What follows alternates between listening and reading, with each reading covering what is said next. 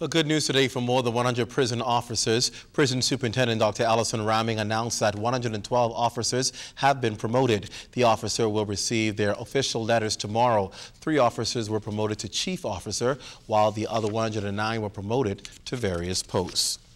A judge has sentenced 30-year-old Jamal Glinton to 57 years in prison for the brutal 2006 murder and armed robbery of businessman Keith Carey. During today's proceedings, Justice Roy Jones initially sentenced Glinton to 60 years. However, he reduced the sentence because Glinton has already spent 3 years in prison. Justice Jones also noted that Glinton still shows no remorse for the crime and continues to maintain his innocence. Meantime, Glinton's mother has indicated that she will appeal the sentence. Well, don't expect any significant changes to the Atlantis Paradise Island Resort now that the new owners, Canadian-based Brookfield Asset Management, have taken over operations there. Altavi's Munnings explains the changes in capital development. Comparing the final sale of the Atlantis Resort to a vessel in choppy seas that is now in clear and calm water, Kerzner International's managing director, George Marcantonis, already forecast the benefits from the property's sale to Brookfield Asset Management. This is a company that does its own groups and conventions all over the world. I'd like to see some of those groups here. In fact, I believe one is about to book. I think we're going to get more business from our affiliations with them. And that's going to be about the only change. Maybe we're going to have to work a bit harder. In fact, the Atlantis management team dialogued with their new owners for 19 months, and Marcantonis says it's been amazing. But now that the sale is final, a new capital investment projects scheme launched and began with renovations to the Royal Towers. We're going to do 600 of those rooms this year, and the other wing, roughly 600 next year.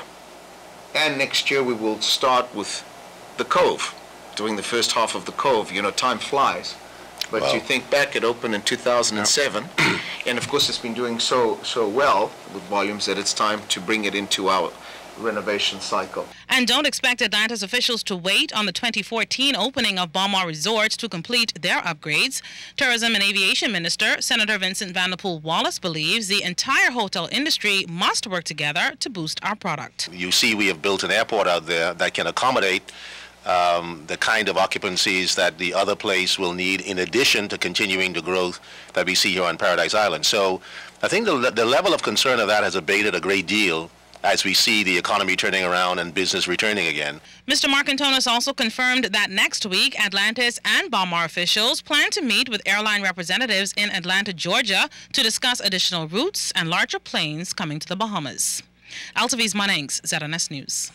A partnership between Bahamian medical private sector owners and the government of Antigua has resulted in an historic development that will help to combat and treat cancer in the Eastern Caribbean region. Our Janae Noel Ferguson recently traveled to Antigua to witness the groundbreaking ceremony. She filed this report.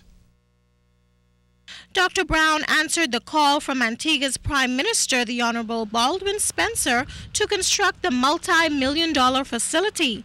It will provide comprehensive medical, radiation, and oncology services to some 9 countries in the East Caribbean region. This has got to be probably one of the singular most important accomplishments for me in my entire career thus far. Yes, we were able to develop a cancer center for the Bahamas, and yes, we've been able to bring radiation therapy there. Yes, we've been able to do it at a very high standard. But again, that was all in the context of one country, albeit our country, the Bahamas, but still one country. Here we have an opportunity to take cancer care, state-of-the-art cancer care, not just to another country as in Antigua, but to a whole region of countries. With cancer now the second leading cause of death in the eastern region, Brown says his center will help to save lives. Chairman of the Cancer Center, Dr. Arthur Porter, also noted its significance. We can reduce the burden of cancer, but at the end of the day, for those patients that cannot have their cancers prevented, that cannot be screened, we do know that we have to have the best of quality. So impressed by Dr. Brown's Bahamian model in Centerville, Nassau, Antigua's Prime Minister said it was imperative for him to agitate for a center to be built in Antigua. He also added that its presence will generate great economic spin-offs. The government of Antigua and Barbuda spends at least US $15,000 per patient for radiation therapy. We have an opportunity here to turn the table and become producers and not just consumers of this very important service.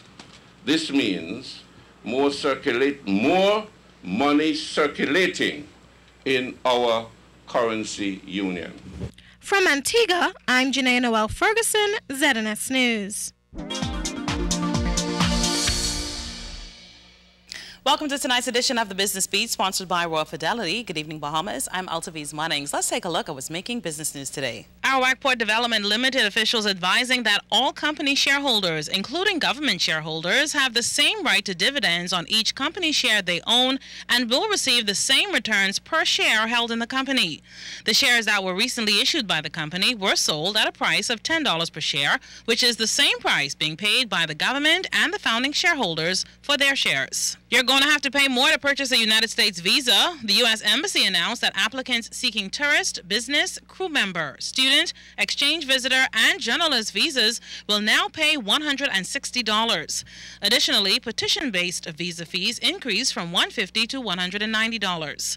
Immigrant visa fees have been reduced by an average of over 25%. From international business, Americans increased their spending by 0.3% in March in a sign of the continuing recovery of the U.S. economy. The rise revealed in a Commerce Department report also showed that personal incomes rose by 0.4%. Remember, you can send us an email or join us on www.znsbahamas.com or become our friend on ZNS's official Facebook page. And that will end tonight's edition of the Business Beat, sponsored by Royal Fidelity. I'm Altaviz Munnings. Thanks so much for watching.